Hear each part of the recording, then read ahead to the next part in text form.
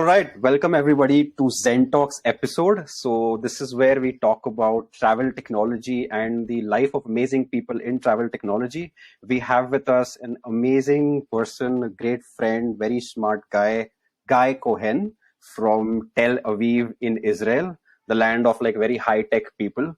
So, he has, I think, probably over 20, 25 years of experience in travel, very close to how young I am as well, like probably more than that, right?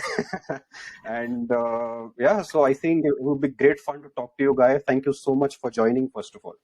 My pleasure. I think it feels like life is we can divide them to two, until I met Nakunj and from I met Nakunj. The one and only. Yes, I think should be good for both of us. I think if to look at it that way. Yeah. So yeah, exactly. Yes. So we have a little bit of clapping to start with.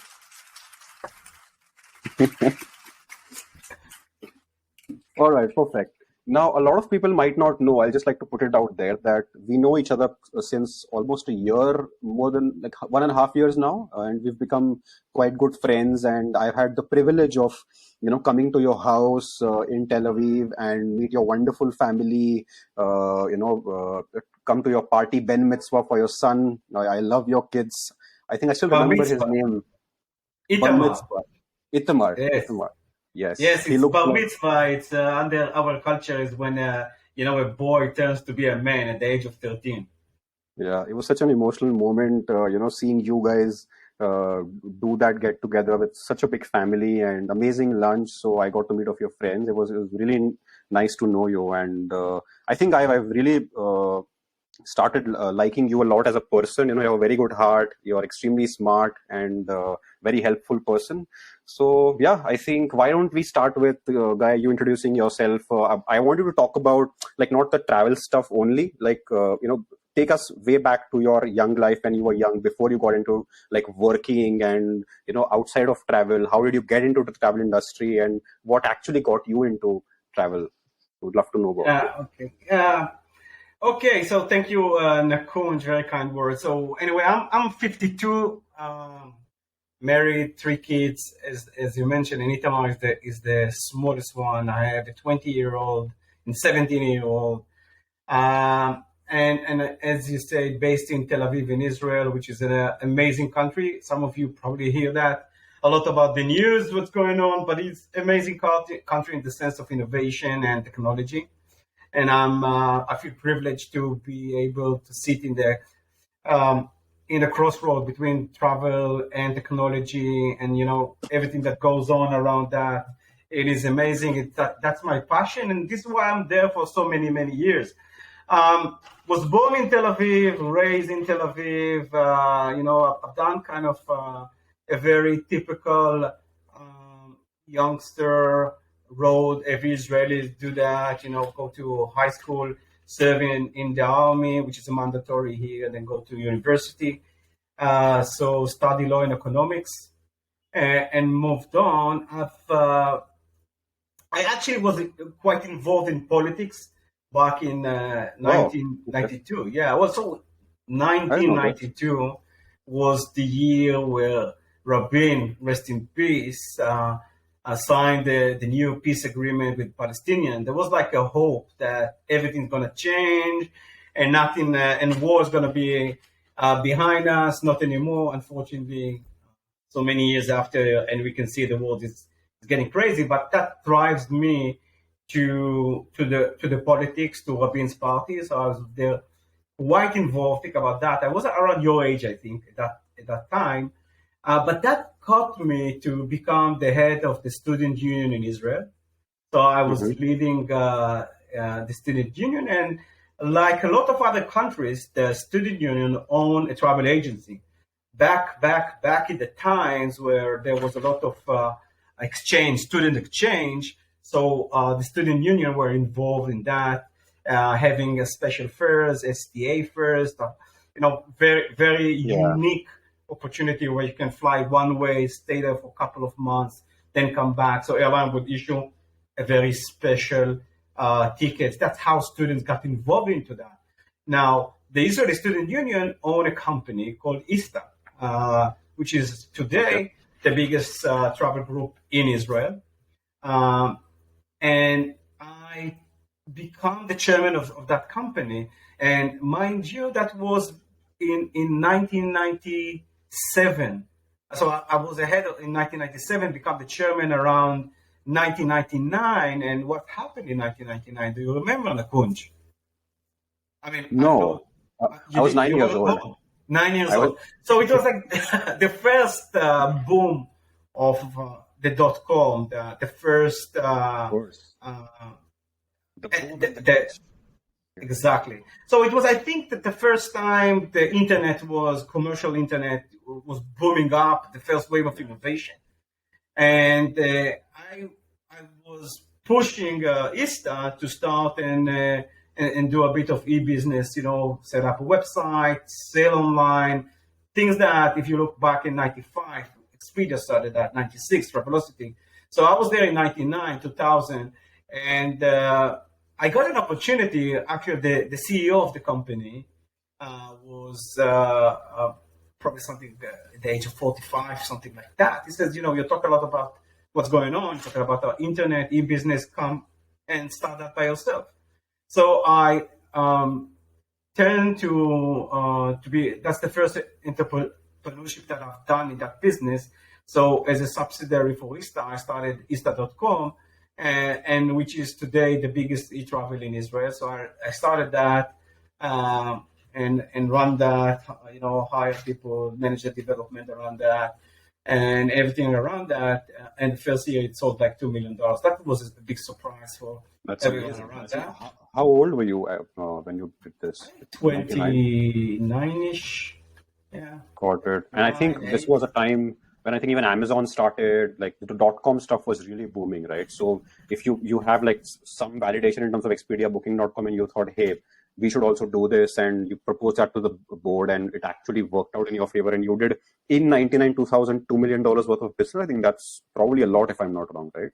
Yeah, it was a lot. It was definitely something nobody really expected. Because you think about that now, every entrepreneur, every new travel startup, you have a lot of record to understand what's going on, and you need to look at what the volume that you're going to bring and what's the revenue, because you calculate that. That was even before early times of startup as a whole in Israel, in the world.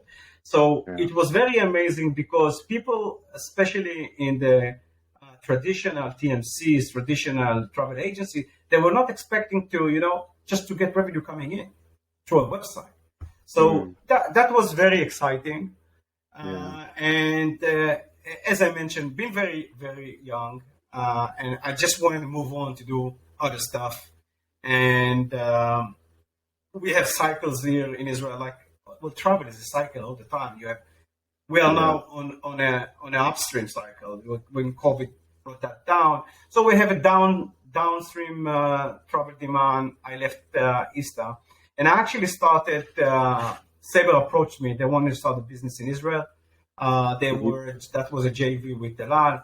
So they approached me. And Tel Aviv, you mean the airlines? Yes. The airlines of Israel. Yeah. So, it's amazing today, Nakunj, because airline and GDS today are not big friends. But if you look 20 years back, there was a lot of cooperation and joint ventures between airline and distribution players. So I actually started. So they hired me to start a business in Israel, and I've started a company, hire people, and being a distribution guy, running through the market and grow Sabre from nothing to, I don't know, probably today they are up 40%, but probably 30-35% share. Throughout that time, I've been there for 17 years. As Sabre bought a large share, they nominate me to run and to start their Eastern European business. Been doing Cyprus, been part of the European team as a whole. It was great fun. Anyway, I left just before 4 years ago, before COVID, to start my own company, OneTravel, where my partner and myself, we do travel technology startups. That's amazing. So I would be not wrong to say that you are the one who actually spearheaded to bring or rather start Sabre in Israel. Is that true? I started Sabre in Israel. I mean, but the relationship started off between the agreement, El Al and Sabre. Of course, but you were the operator, I think. Yeah. So it was like it never. They had a discussion, they signed an agreement, but it never took off, and it was standing there for a year or more until they hired me, and I kind of ran that to the market. Got it. That's amazing. I think spending 17 years into Sabre, I think you must be really close to that. And I think that is that the reason why you have that T-shirt on your back, Sabre, written? Well, I being 17 years in one company, it seems today not conventional. But I think my generation, it's something that it still makes sense. Young people today, they kind of jump between companies, and for me, kind of to take something from its infinity and to grow that to a meaningful business that has an impact. That was the big challenge. But frankly speaking, again, travel and technology, it's always something that is so exciting. So there's been a lot of fun, always interesting. I didn't felt like I, bailed out, worn out, and time flies. And after 17 years, when I said I'm going to leave, they throw a big party, and that's that's one of the presents I got. So the football rock star that is getting the T-shirt going up to the stadium, something like that. That's amazing. So, but see, Coach, I also have my surfing suit.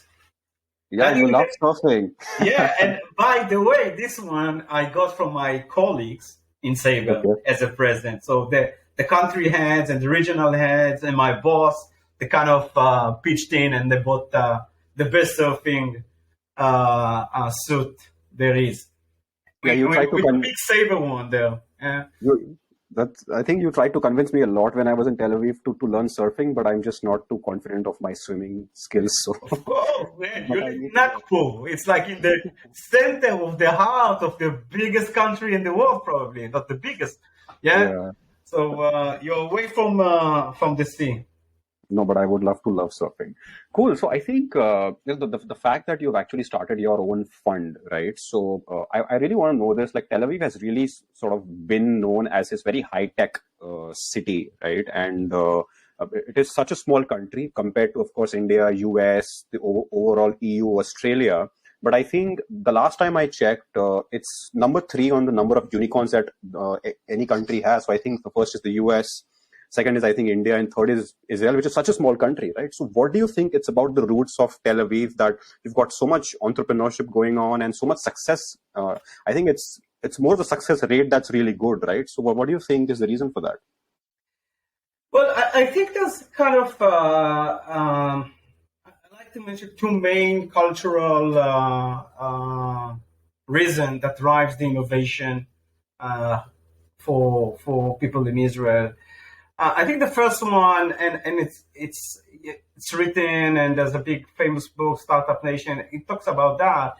Is the fact that Israel is a very small country. The number of population is around less than 10 million, and it is has throughout its history a lot of geopolitical security challenges, and Israel is known that they always need to count about themselves.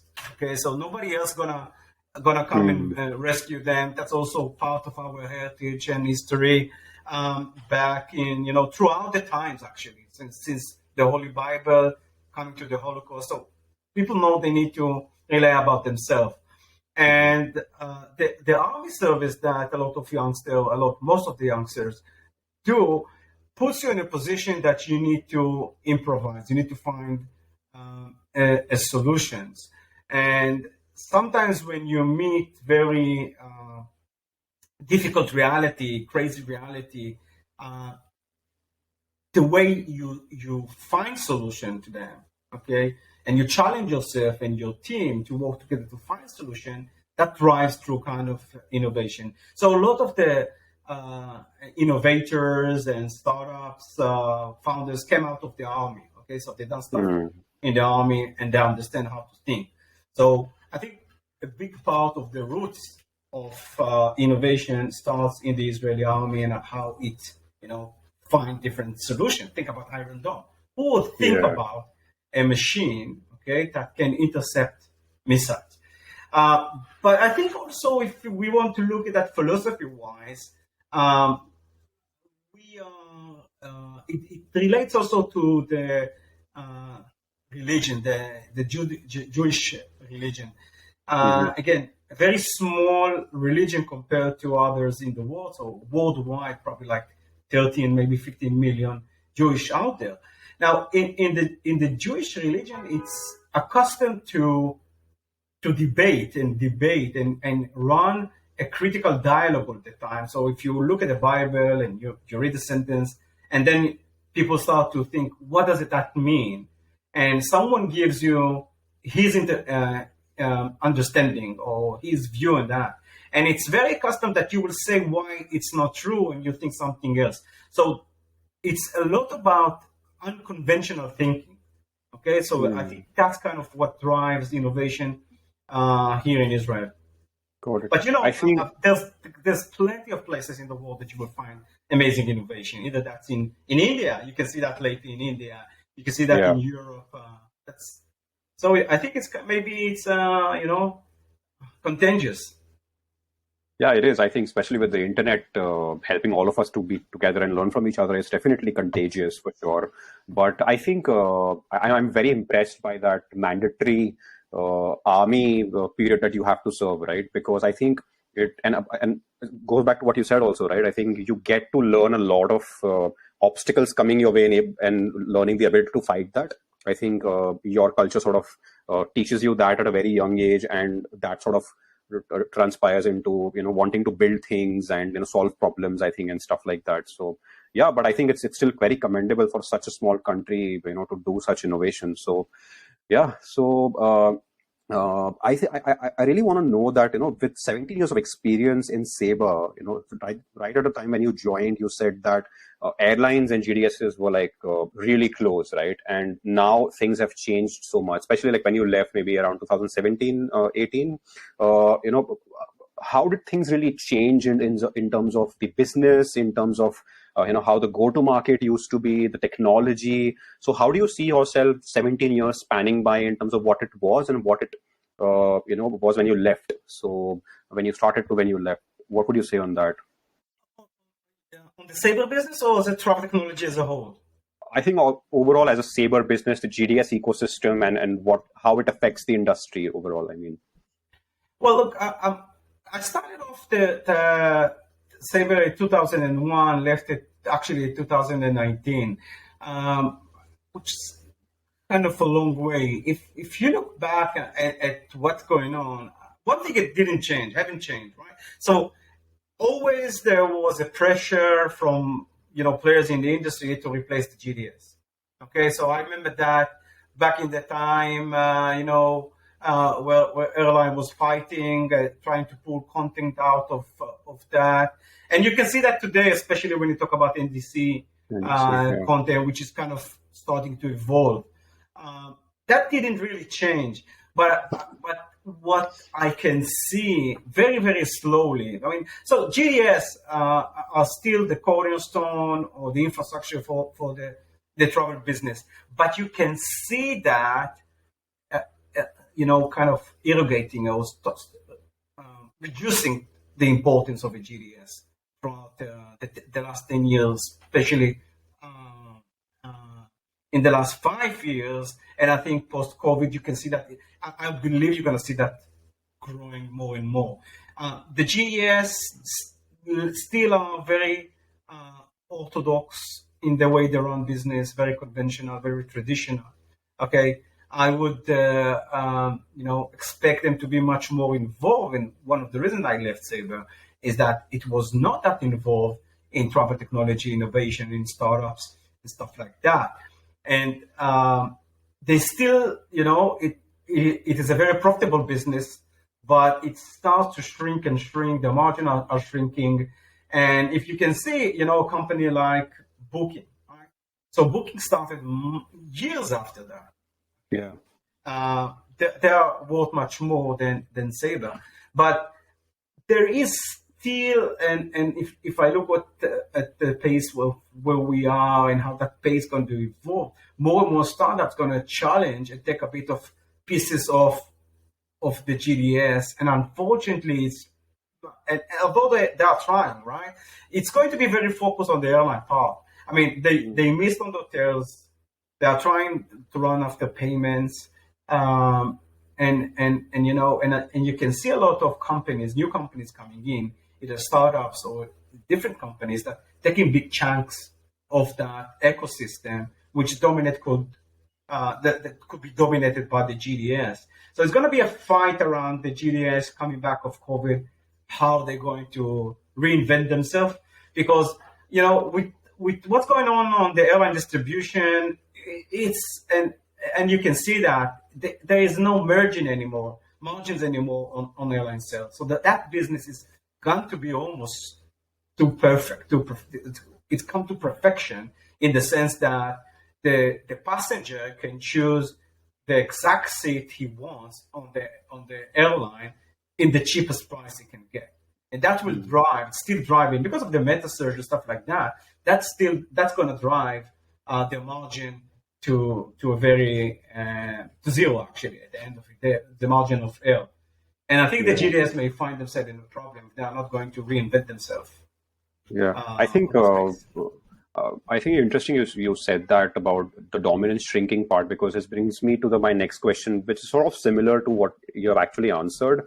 Like, I think the very important question is that in the next 20 to 30 years, let's say when we look at 2037 or 2040, do we really see GDSs being even around? Like, of course, newspapers are still around when we have phones and Twitter is and LinkedIn is there. But then do we really see them being dominant as they are today? Like, maybe I'll put a platform to say a couple of things. So let's say, what's the biggest mode of the GDS? It was the inventory so far, right? They had access to the best inventory.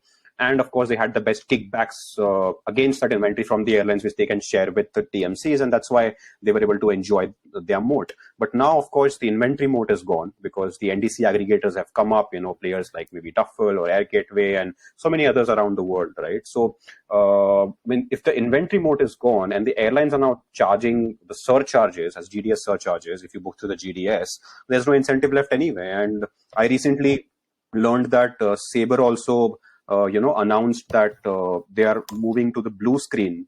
They are moving from the blue screen to the cloud, and they are also, every GDS is also adding NDC content into their pipes. That's definitely good for them. But overall, do you think in the next 20, 30 years, we are going to see the GDS dominance? I think it's a good question, and come back to, if you look at the air distribution, right? I think on the L distribution, yes, they're still going to be dominant, even though you have a lot of players coming around, but it's not going to be profitable enough.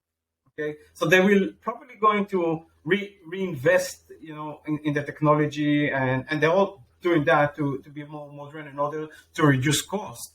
And there are such a big solution to the air distribution. If you look at the TMCs around that, and you look at the OTA that consume that. But still, think about your business, about Zenmer, right? So Gather, Gather was one of the first corporate booking tools out there, okay? From Sabre, yeah. From Sabre. Sabre created that, okay? What it is now. I mean, your Zenmer is more functional, okay, and more robust than Gather. And if you look at what happened in the TMC corporate booking tool world, okay, it is almost amazing that there's newcomers that like TripAction, travel-preneur, and a lot of new technology that comes all over the world that they're just better. So I think the GDS problem is not on the platform that sells air, okay? Because yes, you can get content from EasyLinks as NDC, from Duffels, for Travel Fusion, but I don't. The big question is that going to be enough for the GDS, only the air distribution, to keep the system, to keep their platform economically wise, and that's the big question mark. There's many examples that can be given. That's something that they've been. Sabre created Travelocity. If you go back to 1996, okay, and Expedia started by Microsoft just a year earlier. A couple of years back, Expedia bought Travelocity. Okay. Yeah. So this is where I think the challenge for the GDS and especially for Sabre, as I know them quite well, if they are able, it's a complete mindset change. Okay. So, and the best way to go and find innovation for as far as I think is to go out, open yourself for startups, bring in new ideas, cultivate them, and find what is right and grow that. Yeah. Can they do that? Good question. Yeah, I think it's good you put it in that way, that it's no longer the air distribution that will gonna sail them over. I think whenever any new company starts today, I think it's the innovation or technology that you have to make sure it's amazing. But also the second thing piece is the distribution itself, right? And if GDSs have got the distribution already, which is such a big moat, they are sitting in every freaking travel agency's company. Every person is using it. I think if they could just build really value-added products, there's no way they can move themselves out. But I think, can they do it? Yeah, of course. I think that's the question. But I think, before we move away from the GDS topic, I would just like to highlight that I still think that there's one thing about the GDS which I feel is nobody solving, and I think it's very difficult to solve also. I don't know how that's actually happening so well. I think this is the speed at which they are able to pull fares in the blue screen. I think the agents really love to see the different fare classes. Of course, not from a traveler's standpoint, but the agents really love looking at the fares so quickly, being able to handle disruptions so well, make complex multi-city itineraries and, do cancellations, do rescheduling, cancel one booking within a round trip and, add more bookings on top of that, stuff like that. Of course, complex stuff. I think that is something really difficult to sort of bring it in the NDC world. Maybe it will definitely happen in the long term. Maybe it's too early to say that.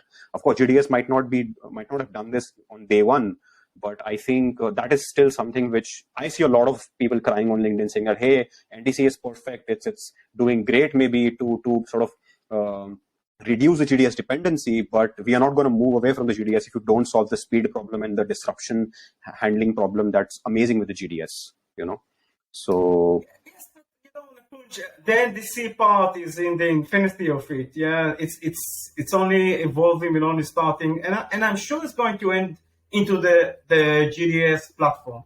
All right, so the GDS is going to offer that to just to keep its hold in the travel agencies, especially the TMC ones, community, and they're gonna flip the model. They're gonna charge the agent on those bookings. So that's gonna happen, right?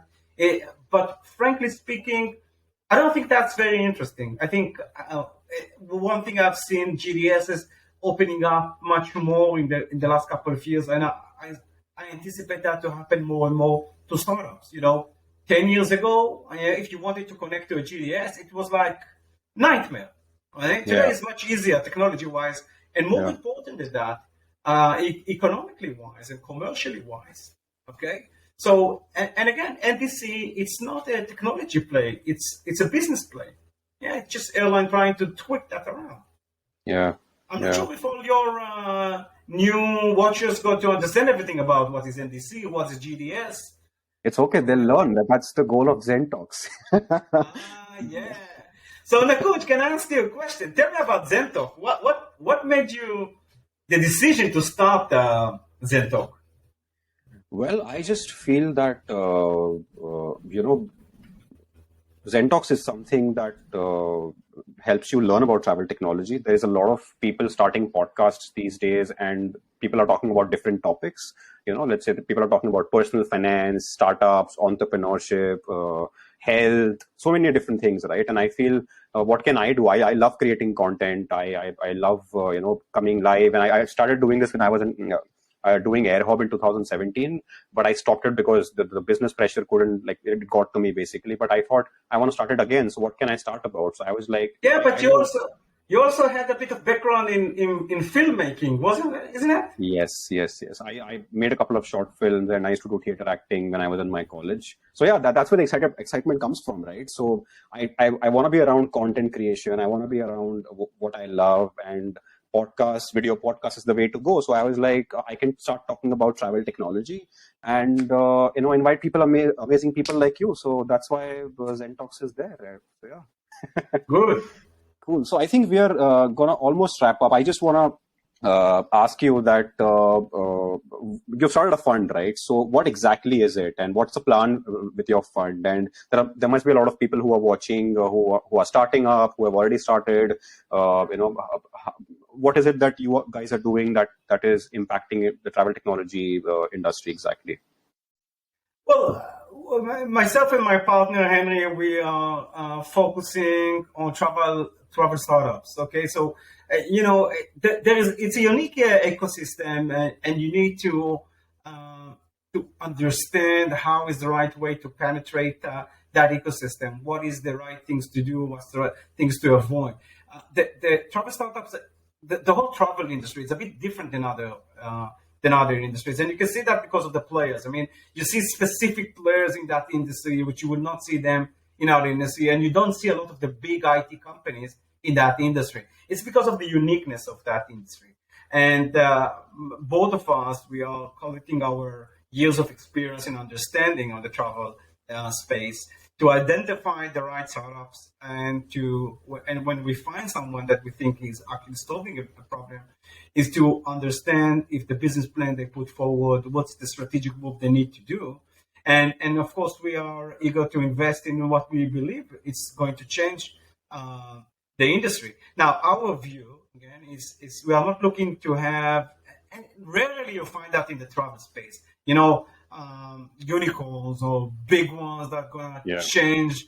We're looking for some technologies and solutions that are fitting right to do a disruption in a small area of the travel space. But sometimes, if a big thing comes, we will not say no. But we believe that there's a big room to have in different room, in different places throughout the industry. It's a vast and amazing industry to solve different problems throughout that. And again, not looking for unicorns, but there's very good opportunities out there, and we know how to identify them, and especially to find the right startups. We believe that we know to write the right technology and the teams, of course.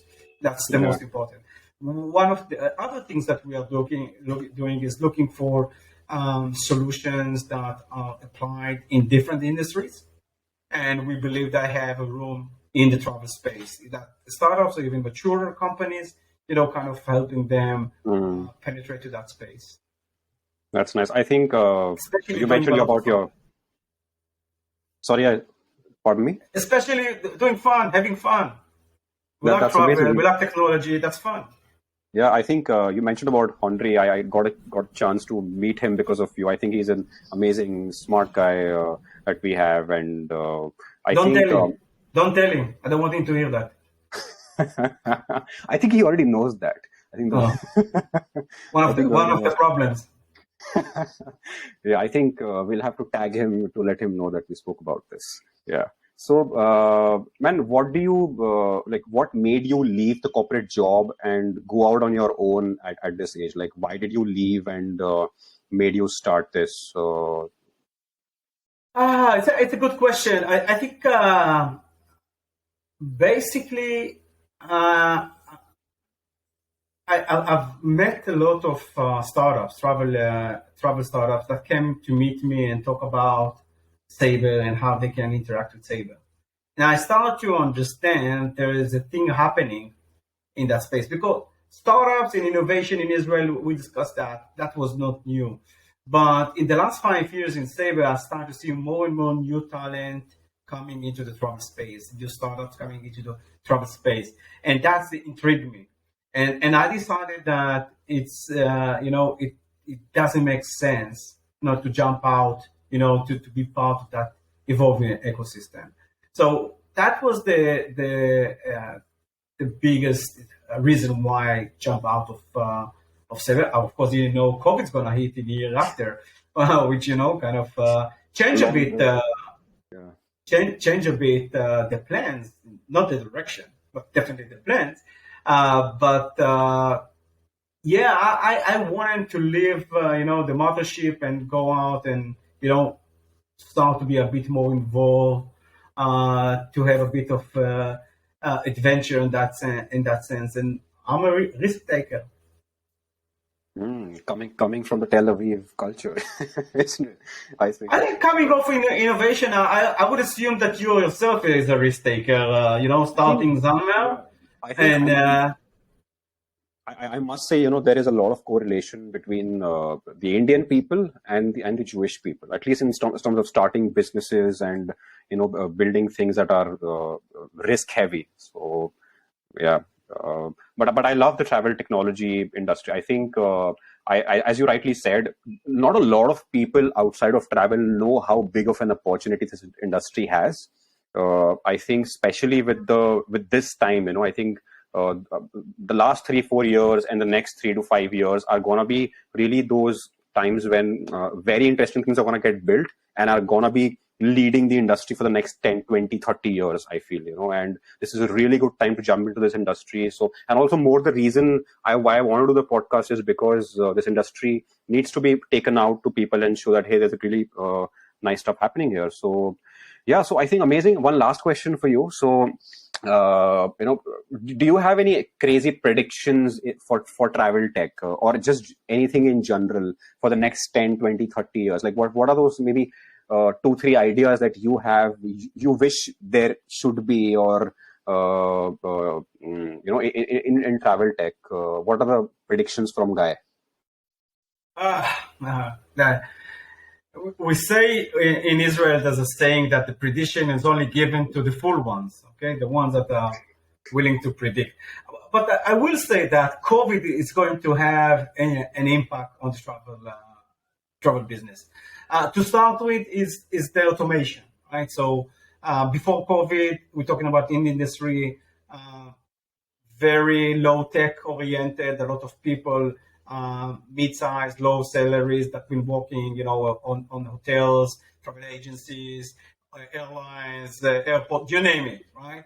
They are not there anymore. So COVID kind of changed that. That's hit the manpower, the human resource of the travel industry as a whole. And then you'll find the players are much more in need and willing to accept new technology, okay? So just think about self-check-in in hotel, right? It's not a new technology. It's been around for 10 years, even more.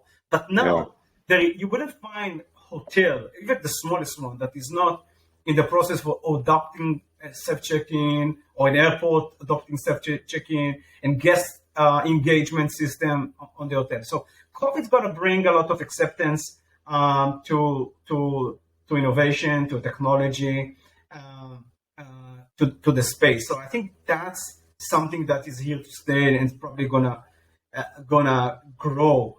I think airlines are going to start, and the way the travel commerce is gonna change rapidly. Airlines wants to become more like Amazon. They want to be able to sell like Amazon. So I see them adopting a lot of kind of retail technologies that will subscription, blah blah blah. Yeah, definitely stuff around that. Prediction, okay. There's buzzwords of AI, machine learning, but think about the travel industry. The amount of data you can collect here, the amount of data you can analyze, it's amazing. I don't know, probably the biggest from the whole industry is after financial, I guess. Yeah. And so we will see, and we can see that. So it's kind of that going on prediction of price, prediction of travel demand, prediction of demand for specific hotel, revenue management going to change. There's going to be disruption around those areas of internal system within airlines, within hotels.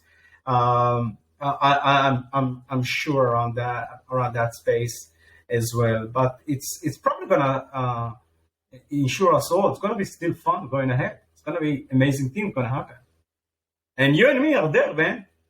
Yeah, absolutely. I think to enjoy that. Absolutely, it's fun to be connected to you and get to build stuff together as well. And I hope all the predictions that you have come true, and you get to invest via your fund as well in the right things, and good stuff happens for OneTravel Ventures as well. So amazing! I think it was great talking to you, and thank you for joining and blessing the first episode of ZenTalks. Thank you. Yeah, remember who you heard about of Zenmer and Kunj. Who is the first one there? Thank you very much. Thanks, man. Thank you. Bye-bye.